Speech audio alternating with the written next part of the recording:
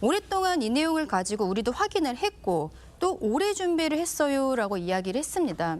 그렇다면 민주당에서 이러한 제보 같은 것을 받았을 것으로 예상이 되는데 이것을 왜 지금 이 시점에 공개를 한 것이냐에 대해서 저는 의문을 제기할 수밖에 없죠.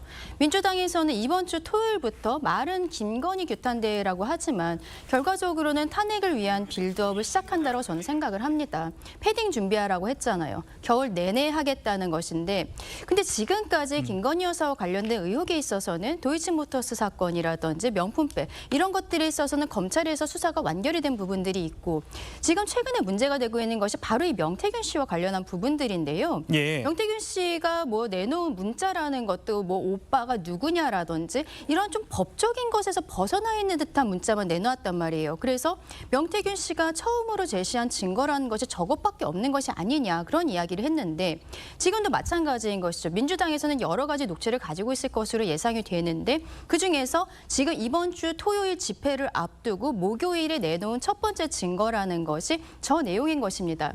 근데 저 내용을 보면 대통령이 공천 개입을 했다? 글쎄요. 저는 어떠한 의견 개진 정도는 있지 않았을까라고 개인적으로 생각을 합니다만 이게 공천 개입이 됐다라고 하면 저 목소리가 뭐라고 해야 되냐면 내가 윤상현한테 얘기해놨다. 그냥 기다리고 있으면 된다.